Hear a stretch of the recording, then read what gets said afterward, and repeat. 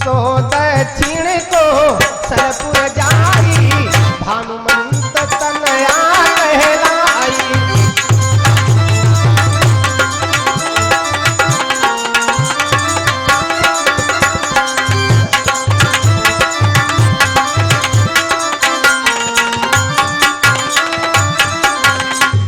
दक्षिण कौशलपुर में राजा भानुमंत के घर में बिटिया ने जन्म ले लिया है। रावण हंसने लगा, क्या बात है, बिटिया हमको मारेगी। ब्रह्मा ने कहा सुनो तो आगे। रावण ने कहा बताओ। कौशल्या ते ही नाम कहाई, उस लड़की का नाम है कौशल्या। अच्छा, लड़का होता तो कोई हम टेंशन करते, बिला वजह की टेंशन बना करके, ना ना ना कोई बात नहीं। ब्रह्मा ने कहा सुनो तो पहले। रावण ने कहा अच्छा बताओ। कहा सुनो। मारा ही तो ही तासु सूत आई,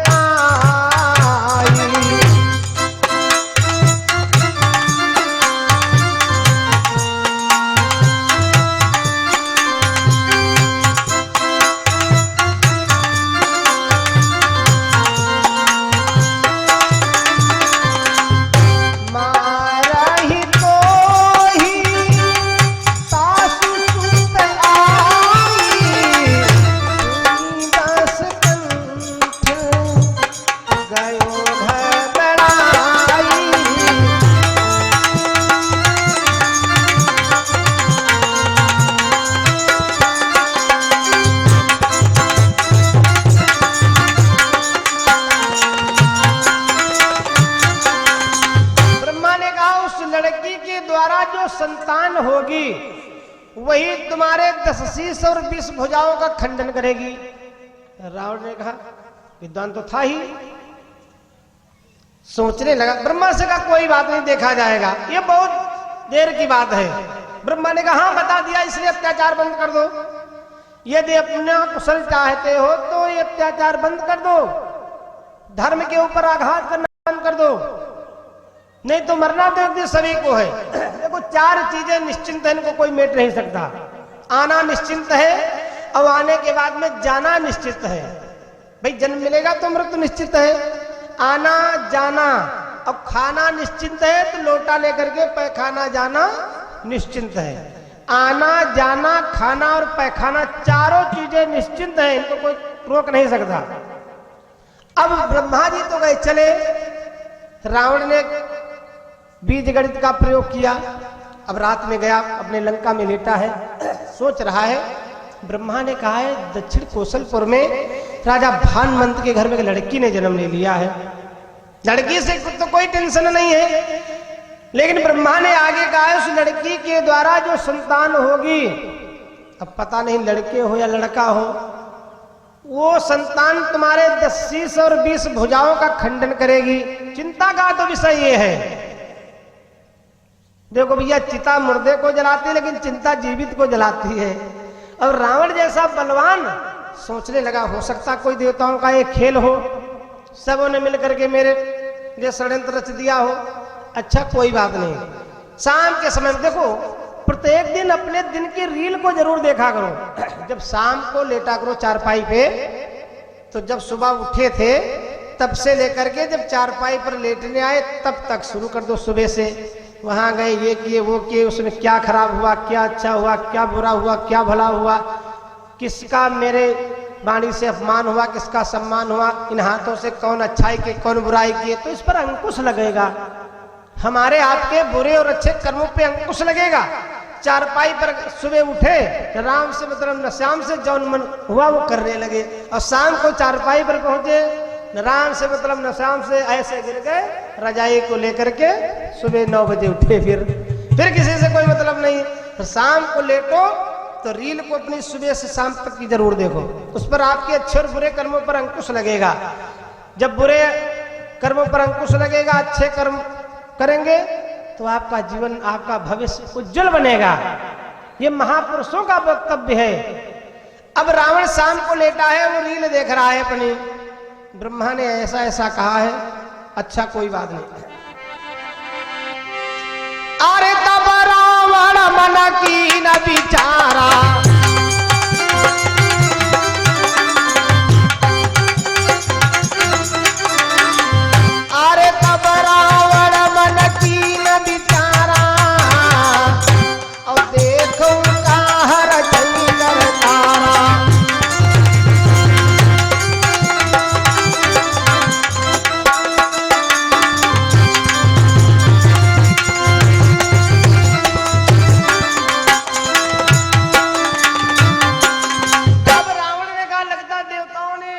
खिलाफ मीटिंग कोई कर लिया, इस मीटिंग की काट हम कैसे करें, इस जो देवताओं ने खेल रचाया है इस खेल को हम बिगाड़े कैसे। तो रावण को मन में एक युक्ति सोचने में आई। क्या किया रावण ने, मन में विचार करने लगा, हम जानते हैं ये बबूल का वृक्ष हमारे दरवाजे पर उगा है और एक उगने पर जब बड़ा होगा तो कांटे इसके गिरेंगे तो सबसे पहले हमारे लिए हानिकारक होंगे, इसलिए उगत वृक्ष जो देई उखारी,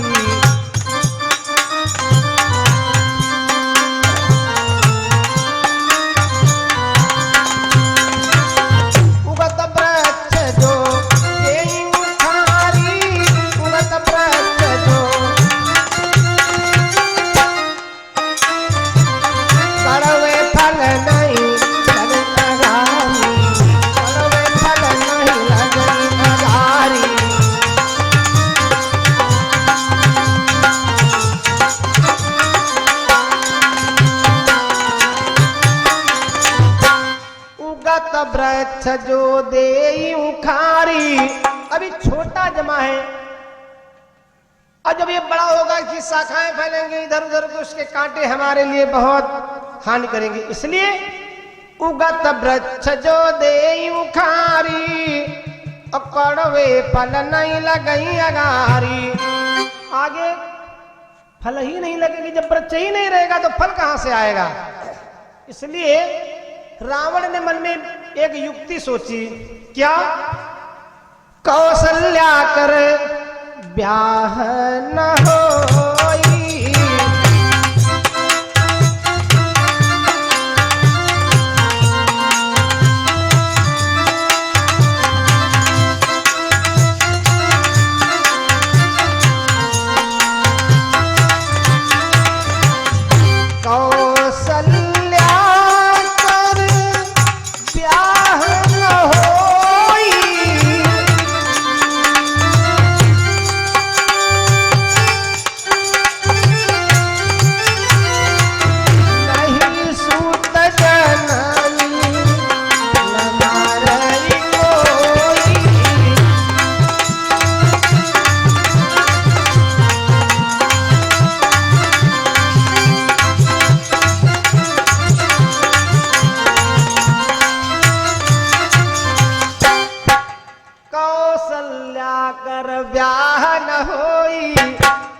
नहीं सुत जनई न मारई कोई, न रहेगा बांस न बाजेगी बांसुरी।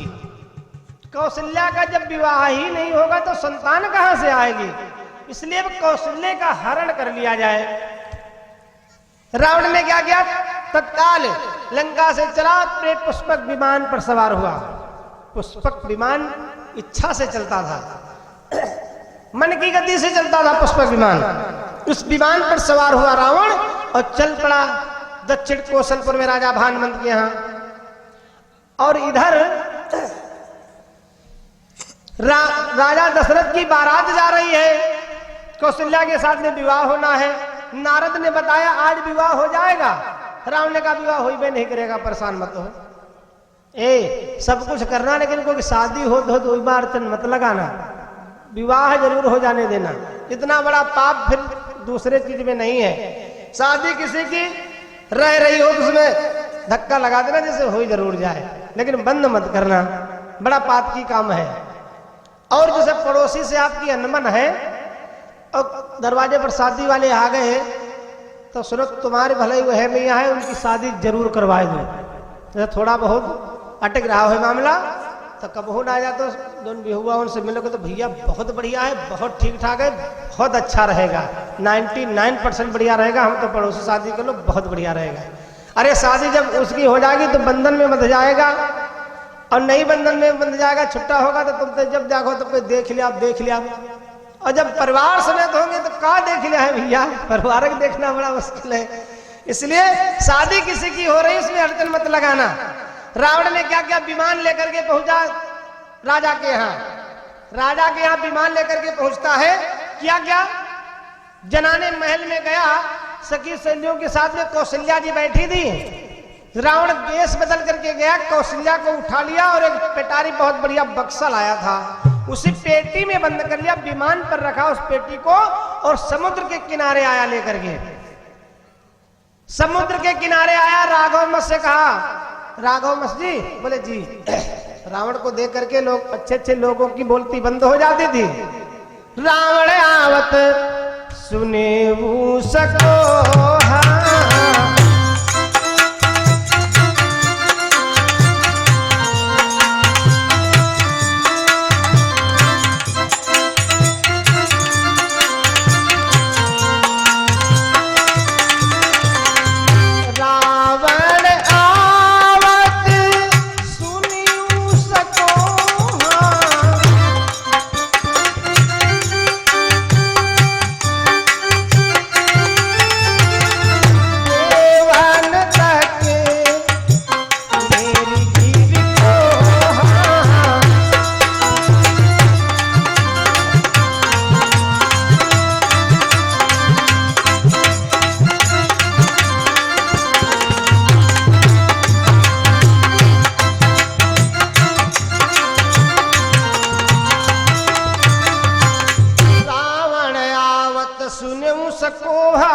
देवता जब देखते थे रावण आ रहा तो पहाड़ों में, कंदराओं में, गुफाओं में छुप जाते थे।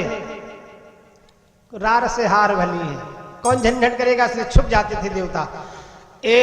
राघव मस्त के पास में पेटी लेकर के गया और कहा, ये मेरी अमानत तुम्हारे यहां रखी है, कोई छूने न पाए। उसी में जापानी ताला मार दिया। राघव मस्त ने कहा, सरकार जहां रखेंगे, जिस दिशा को रखेंगे, जैसे रखेंगे वैसी रखी रहेगी। किसकी क्षमता है जो आपके नाम की कोई चीज रखी हो कोई दूसरा टच कर दे। रावण ने कहा, ठीक, जब आवश्यकता होगी तब हम मांगेंगे। रावण रख करके चला गया। भगवान की लीला बड़ी विचित्र है। एक दिन की बात है, दशरथ जी गए सरयू नदी में नौका विहार करने, अपना और मंत्री सुमंत्र दोनों साथ में। अब एक ही नाव पर बैठे जब नौका विहार करने लगे तो नाव के दो टुकड़े हो गए। अब नाव के दो टुकड़े हो गए, बहते बहते बहते बहते वो नाव उसी जगह आकर के लगी जहां पर वो पेटी रखी थी। दशरथ ने उस पेटी को ऐसे देखा, अरे ये पेटी यहां रखी। अब राघव में उसकी क्षमता नहीं जो दशरथ से कुछ कह सके, क्योंकि दशरथ कोई ऐसे वैसे राजा नहीं थे। एक ने कहा है कोई परिंदा पर न मारने पाए, और दूसरा आ गया उसको उठाने के लिए, तो उसमें हिम्मत नहीं जो उसको रोक सके। अब राजा दशरथ ने क्या किया, उसमें ताला पड़ा है जापानी। ताला चाहे कितना महंगा हो, चाहे कितना कीमती हो, लेकिन चोर को देखते ही ताला अपने आप खुल जाता है, चाबी लगाने की कोई आवश्यकता नहीं। दशरथ जी जब पास में पहुंचे, गड़बड़ा है, युक्ति से खोल दिए। जब खोल दिए तो बारात तो गई थी, जब कौशल्या का हरण हो गया तो वापस लौट आई बारात। राजा दशरथ जब उस ताले को खोल करके बक्से को देखे, आहा, कौशल्या उसी के अंदर विराजमान है, क्या बात है। दशरथ जी भी उसी पेटी के अंदर प्रवेश कर गए। ऊपर से बंद हो गया ढक्कन, जैसे का तैसे राघव मस्त ने ताला उसी में फिर से लगा दिया। अब रावण तो बहुत प्रसन्न हो गया कि मैंने कौशल्या का हरण कर लिया, अब न रहा बांस न बाजेगी बांसुरी। लेकिन भगवान की लीला बड़ी विचित्र है। रावण तो बहुत प्रसन्न है, अत्याचार फिर करने लगा। ब्रह्मा ने कहा, ए दशानन, क्यों अत्याचार करते हो, मरने से डरते नहीं हो? अरे कहा, पितामह, जितने दरवाजे मृत्यु के दे सब मैंने लाख कर दिए, मैंने कौशल्या का हरण कर लिया है, मैंने कौशल्या का हरण कर लिया है। अब न कौशल्या का विवाह होगा और ना वो पुत्र जन्मेगा। ब्रह्मा ने कहा, कैसे? अरे कहा, ना मानो तो दिखा दूं। ब्रह्मा ने कहा, अच्छा लाओ। रावण दौड़ता हुआ आया उसी जगह जहां पेटी रखी थी। पेटी जब रखने गया था रावण, तो पूर्व पश्चिम को रखा था ऐसे, और जब गया है दोबारा उठाने तो उत्तर दक्षिण को हो गई, लेकिन ध्यान नहीं दिया। जब पेटी को रखा था तो उसका वजन था 50 किलो का, और जब पेटी उठाने गया है तो उसका वजन है 100 किलो का। जो ज्यादा बलशाली होता है बुद्धि से काम नहीं लेता। अब उसको रावण पास में गया और उस पेटी को उठाया। क्या किया? तुरंत मंजूसी रावण लाया,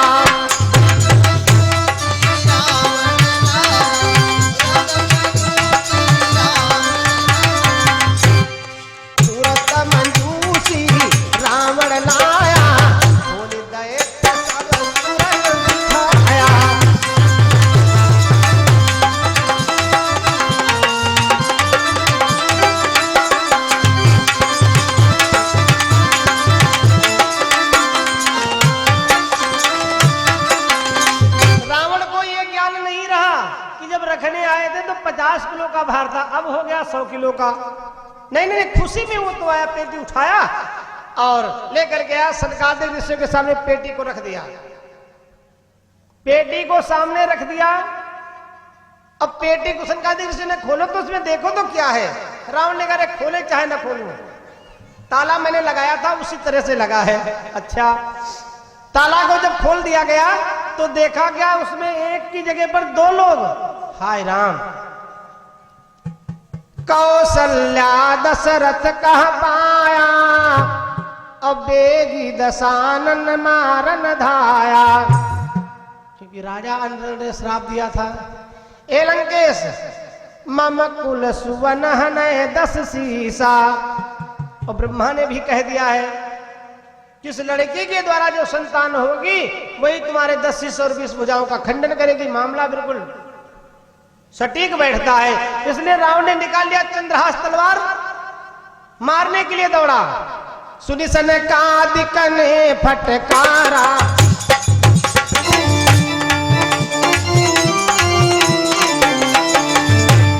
सुनि सनकादिक ने फटकारा, और 10 कंधर अधिक लबारा।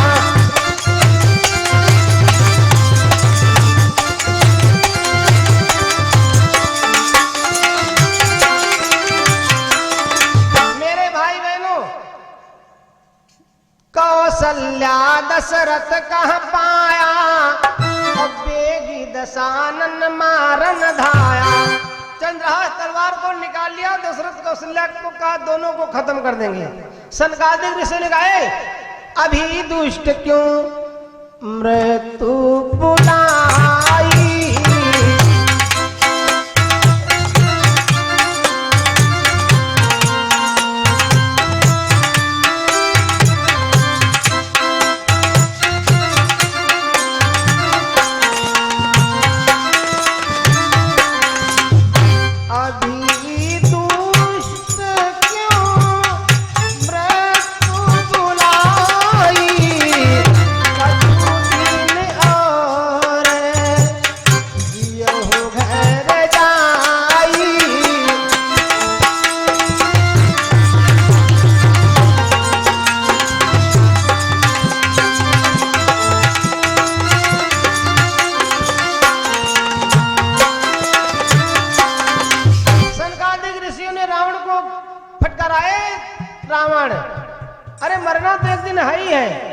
अभी दुष्ट क्यों मृत्यु बुलाई, अब कछु दिन और जियो घर जाई।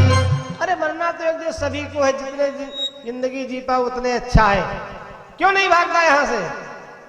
सनकादिक ऋषियों ने रावण को जब फटकारा तो रावण पेटी छोड़ करके चला गया। कौशल्या और दशरथ की शादी हुई।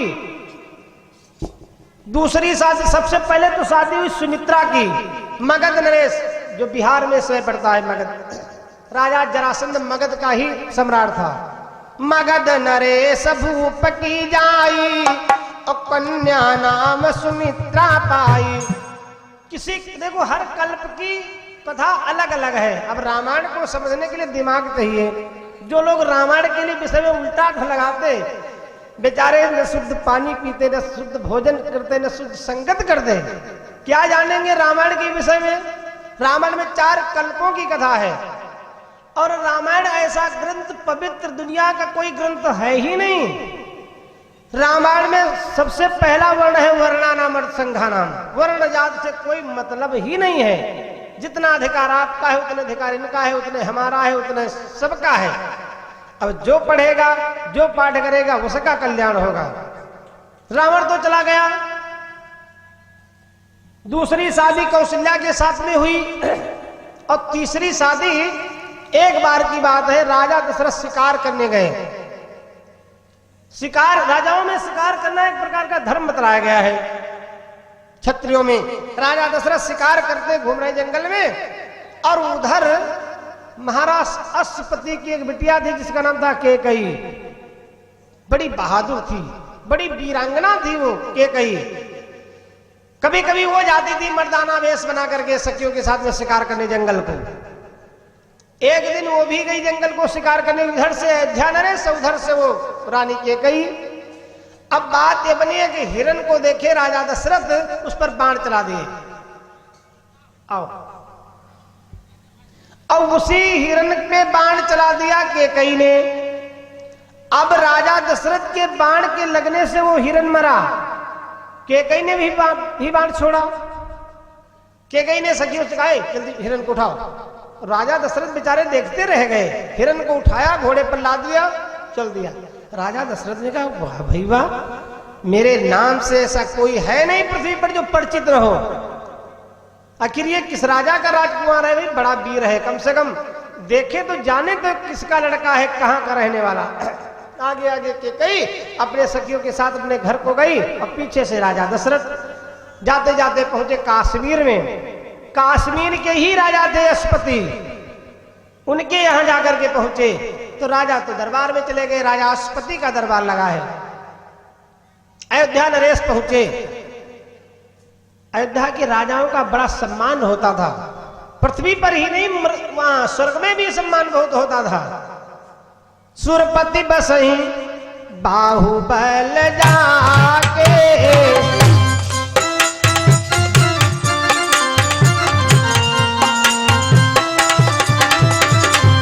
सुरपति बसही बाहुबल जाके,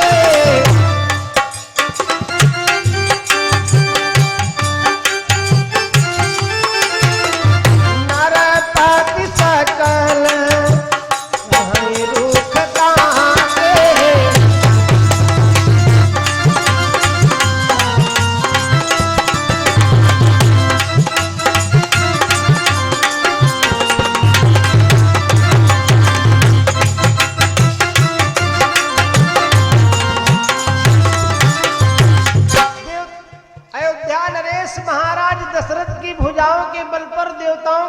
स्वर्ग में राज करते थे। आराध्य सिंहासन आसन देई। दशरथ जी जब स्वर्ग में पहुंच जाते थे तो इंद्र सिंहासन अपना आधा छोड़ देते थे, दशरथ को बुला करके अपने बराबर में बिठाते थे। ऐसे थे चक्रवर्ती सम्राट राजा दशरथ। राजा अश्वपति का दरबार लगाए, दरबार में पहुंचे, आइए राजन आइए आइए, स्वागत सम्मान किए और प्रेम से बिठाए। कहिए आज कैसे आना हुआ। वाह, जब कभी कभी किसी के यहाँ कभी न जाओ, अचानक पहुंच जाओ तो लोग कहते हैं आज किधर सूर्य उदय हो गए। सूर्य तो यह संभव नहीं दूसरी जगह उदय, पूर्व उदय होंगे, पश्चिम अस्त होंगे, लेकिन बड़ा चंभा लोग मानते हैं आज कैसे आना हुआ। बढ़िया चाय नाश्ता स्वागत सम्मान कराए, राजन आज कैसे आना हुआ।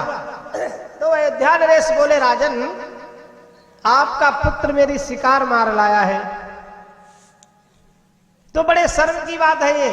अरे राजन क्या कहते हैं आप, मेरे कोई पुत्र तो है नहीं। राजा अश्वपति के कोई पुत्र नहीं थे, लड़की थी एक।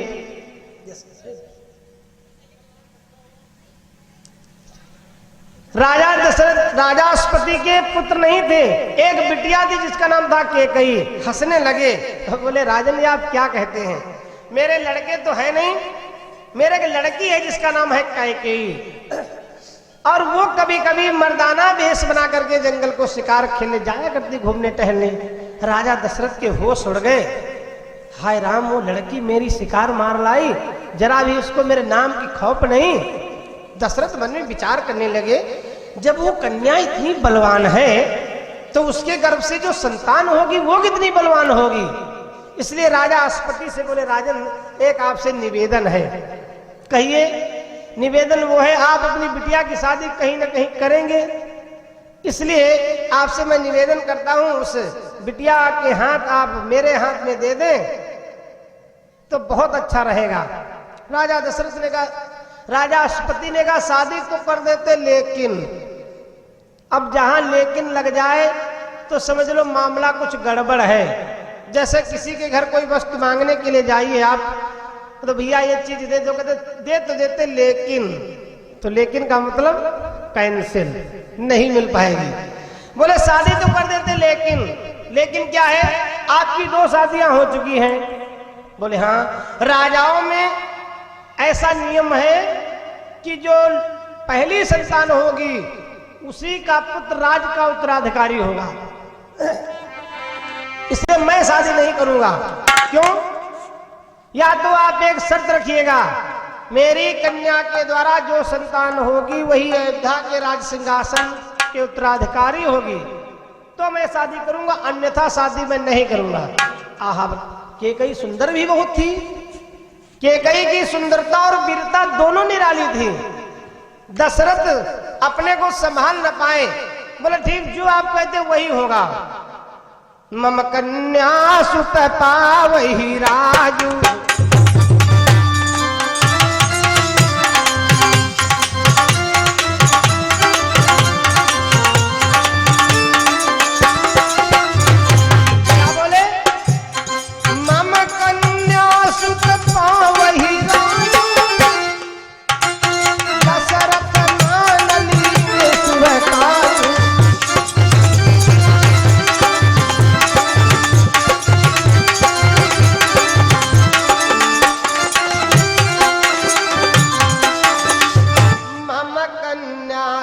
पावहि राजू।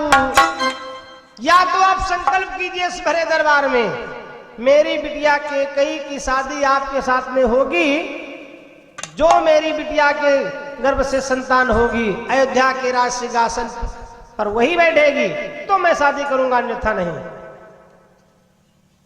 अब रानी कैकेयी बहुत सुंदर थी, वीर भी बहुत थी, दोनों चीजें निराली उसमें। राजा ने कहा ठीक, कोई बात नहीं। बचन वृद्ध दशरथ हुए और मिली कैकेयी नार। राजा दशरथ ने संकल्प किया उसी दरबार में, मैं प्रण करता हूं, मैं ये घोषणा करता हूं, महाराज अश्वपति की बिटिया कैकेयी के गर्भ से जो संतान होगी मैं उसी को अयोध्या के राज सिंहासन का उत्तराधिकारी बनाऊंगा।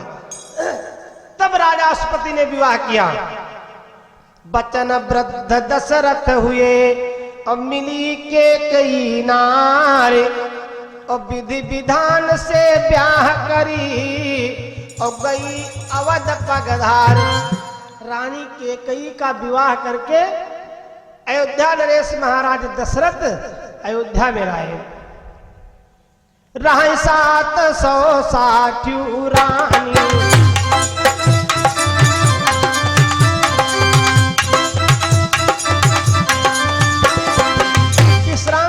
जब आप पढ़ेंगे तो उसमें वर्णन आया है, राजा दशरथ के 760 रानियां थी। राही 760 रानी, दशरथ अवध भूपर जधानी।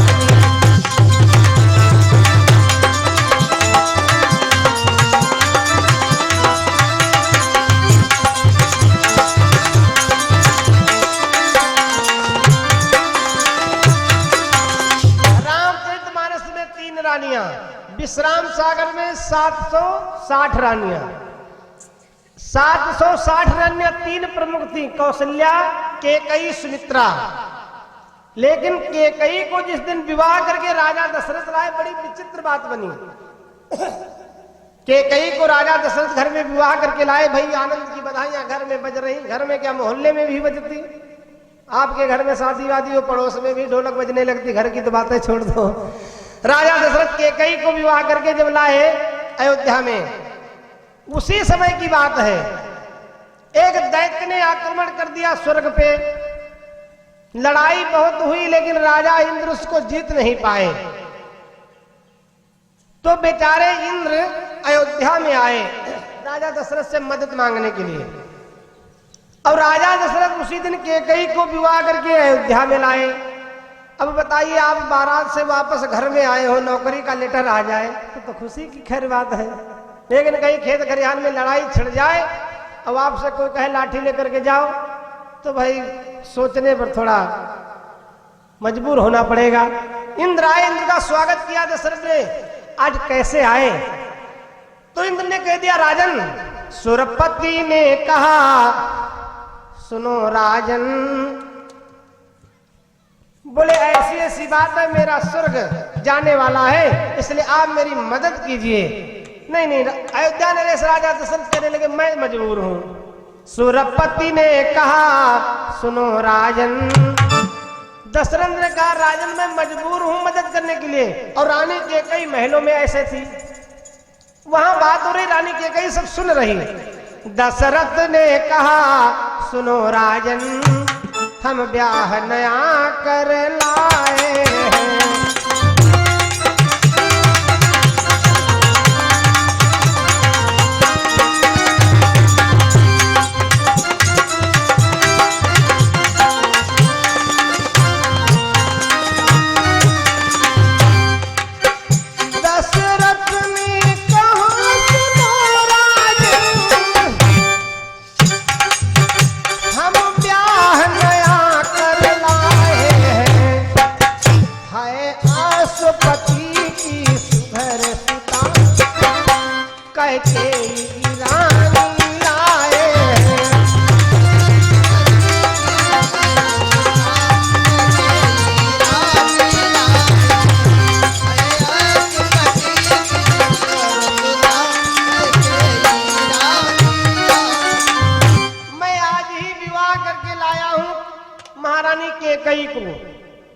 बस अयोध्या में पहुंचा हूं, कैसे आपकी मदद करूं? अरे राम राम। कैकेयी के कानों में आवाज पड़ी, ए राजन, अरे आप छत्री होकर के क्या कहते हैं? आहा, कोई बात नहीं, आपको ये शोभा नहीं देता। अरे कोई मदद मांगने के लिए आपके पास आया और आप कहते मदद करने में असमर्थ हूं, ये क्षत्रियों का धर्म नहीं। कैसे आप क्षत्रिय हैं? धिक्कार है आपकी वीरता को। आप अयोध्या में बैठिए, धनुष बाण हमको दीजिए और मैं उस विद्युत जीव से युद्ध करूंगा। हाय राम। अब भैया दशरथ की तो बोलती बंद हो गई। देखो, तीन व्यक्ति कहीं चाप नहीं करते। नंबर एक, स्त्री का मारा और दूसरा बाजार का हारा। बाजार में हार जाए जो दंगल में कहीं चाप नहीं करेगा, और जो घरवाले से मजबूर हो जाए फिर कहीं चाप नहीं करेगा। दशरथ ने कहा कोई बात नहीं, चलो, लेकिन ये मुझको जरूर मंजूर है। मुझको दिख रहा है एक दिन कैकेयी के हट के आगे ही हमारे प्राण जाएंगे। अब दशरथ जी बेचारे मजबूर हो गए जाने के लिए। आइएगा थोड़ा इधर डालिए प्रकाश। तीन रानियां, तीनों रानियों में धीरे धीरे आगे जो सुमित्रा थी उनके द्वारा एक लड़की हुई। राजा दशरथ की रानी सुमित्रा जो थी उनके द्वारा एक लड़की हुई। और जब उस लड़की ने जन्म लिया तो महात्मा देव ऋषि नारद बीड़ा बजाते हुए लंका में पहुंचे। लंकापति रावण का दरबार लगा है। ए लंकेश, बोले हाँ बाबा, आइए आइए आइए। नहीं, तुम्हारे लिए बड़ी अशुभ सूचना है। क्या है? अयोध्या नरेश महाराज दशरथ के घर में एक बिटिया ने जन्म ले लिया है।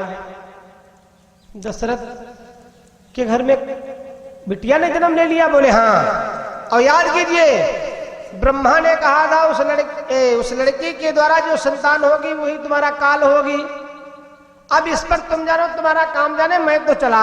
नारद जी तो गए चले। रावण ने मन में विचार किया जब आज लड़की हुई तो कोई लड़का भी होगा, इसलिए रावण ने मन में विचार किया फरे क्या, फौरन गया पवाली पर्वत पे। दशरथ के कन्या हुई और जानी दशानन धीर, और जाई पमाली तप किया और दिए नयन वे पी। रावण पमाली पर्वत पर जाकर के पहुंचा, ब्रह्मा की तपस्या करने लगा। ओम ब्रह्मदेवाय नमः। पितामह ब्रह्मा की तपस्या करने लगा। पितामह ब्रह्मा की तपस्या करने लगा। दशानन रावण तपस्या करते करते बहुत समय हो गया।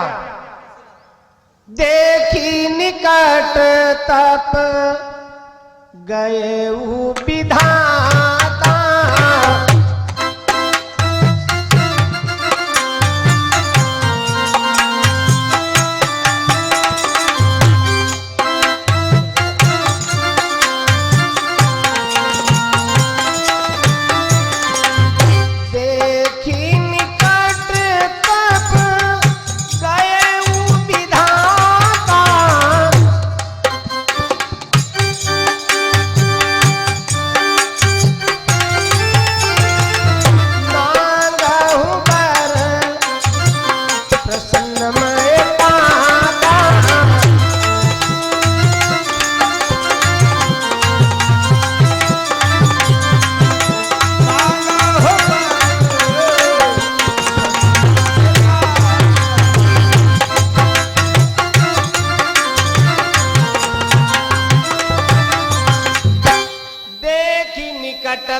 गए विधाता।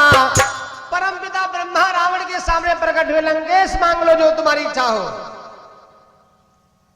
रावण ने परमपिता ब्रह्मा के चरणों में प्रणाम किया। शीस नाई पद गही 10 शीसा, अब बोलो बचन। पितामह ब्रह्मा, मैं आपसे एक वरदान मांगता हूं। ब्रह्मा ने कहा मांग लो जो तुम्हारी इच्छा हो। अब रावण जानते हो क्या मांगने लगा। रावण कहा सुनहु कर तारा,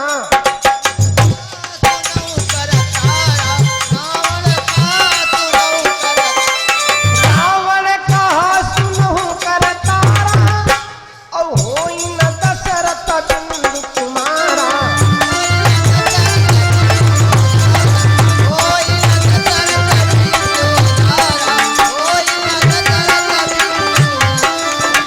रावण ने पितामह ब्रह्मा से कहा यदि आप देना चाहते, मेरी तपस्या से प्रसन्न है तो ये वरदान दे दीजिए कि राजा दशरथ के रक्त बिंदु से तीनों रानियों में कोई संतान न हो। ब्रह्मा ने कहा भाई तपस्या किया है, वरदान तो देना पड़ेगा। तो ब्रह्मा जी ने फौरन ध्यान किया भोले बाबा को। रावण कह रहा है राजा दशरथ के रक्त बिंदु से कोई संतान न हो रानियों में। एवं मस्त कहे, शंकर जी ने कहा एवं मस्त कहो। एवं मस्तु तुम बड़ तप कीना, और मैं ब्रह्मा मिलिते ही बर दीना। एवं मस्त ऐसा ही होगा। अब रावण ने राजा दशरथ के घर में संतान होने वाला मार्ग बंद कर दिया, दरवाजा बंद कर दिया, कहा कोई संतान न हो। ब्रह्मा ने कह दिया एवं मस्त ऐसा ही होगा। लेकिन रावण को यह नहीं मालूम था भारत में जुगाड़ काम करता है। जान तो कैसा जुगाड़। एक बार की बात है, एक गांव के 2 लड़के इंटरव्यू कर रहे थे। 20 फुट का पाइप था, ऐसे ऐसे ऐसे टेढ़ा था, और उस 20 फुट के पाइप में धागा डालना था। गांव के किनारे बैठे धागा बेचारे डाल रहे थे। तो बीज गणित का प्रयोग करें, अंक गणित का प्रयोग करें। 20 फुट का टेढ़ा मेढ़ा पाइप ऐसे कैसे धागा जाएगा। बड़ा परेशान, बड़ा परेशान। तब तो लगे बड़े बुजुर्ग आ गए। उन्होंने कहा भैया क्या क्यों परेशान हो, तुम दोनों बहुत परेशान लग रहे हो। अरे कहा क्या बताएं तुमको, तुम्हारे तो इसमें जानने वाला कुछ है नहीं, हम लोग इंटरव्यू दे रहे हैं यहाँ पे। अरे कहा मुझसे बताओ कुछ मेरे बनने वाला है मेरे द्वारा। कहा तुम्हारे द्वारा बनने वाला कुछ नहीं। लखनऊ पढ़े, सीतापुर पढ़े, सिधौली पढ़े, न जाने कहाँ कहाँ पढ़कर तब इंटरव्यू दे रहे हैं, और दिन भर तुम घास काटते हो, तुम्हारे द्वारा इसमें क्या होगा। कहा कोई बात नहीं, जब ज्यादा परेशान हो जाओ तब बताओ। चले गए घास काटे, घास काट करके वापस आए, फिर देखा दोनों बहुत परेशान। डाल दिया घास की पोटली, कहा यूं बताओ का है का। उन्होंने कहा अरे आप जाइए, आपके द्वारा इसमें कुछ होने वाला नहीं है। अरे कहा कुछ तो बताओ, गांव घर का मामला है। कहा ये 20 फुट का पाइप है, इसमें धागा इधर से उधर डालना। अरे कहा यूं तो मात्र 1 सेकंड काम है। कहा कैसे। पास में यहाँ घूर ना लगा जैसे हो, इतना घूर रहा है लगा। ऐसे खतकुर में एक चूहिया निकले, चूहिया के टांग में बांधे धागा, वह पाइप अपने सर सर सर से इधर से उधर निकल गई, और धागा तो गया। कहा सुनो ये है भारत का जुगाड़। विज्ञान नहीं काम करेगी, ना गणित काम करेगी, जुगाड़ काम करता है भारत में। अब वरदान दे दिया ब्रह्मा ने कि राजा दशरथ के कोई संतान नहीं होगी। अब देखो भारत के ऋषियों के पास जुगाड़ है। नारद जी ने आकर के दशरथ जी को बताया। उस लड़की को राजा रोमपाद जी को दशरथ जी ने दे दिया। उनके एक मित्र थे राजा रोमपाद जी, उस लड़की का नाम था शांता, उन्हीं को दे दिए, गोद ले लिए। अब राजा दशरथ के घर में जब संतान कोई हुई नहीं, चौथा बनाने वाला है, 60,000 वर्ष की उम्र। एक दिन की बात है, रामायण में 18 चौपाइयां एक बार शब्द से बनी है। एक बार भूपति मन माही,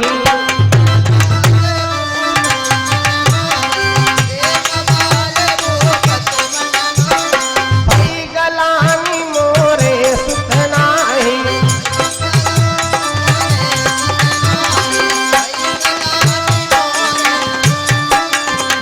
एक बार भूपति मन माही, और भई गलानी मोरे सुत नाही। कहां गए। राजा दशरथ सोचने लगे। एक पद की लाइन है बड़ी सुंदर। तीन तीन रनी या नए को ललना, तीन तीन रनी या नए को ललना, नाही नी को लागे राजा जी को घर अंगना।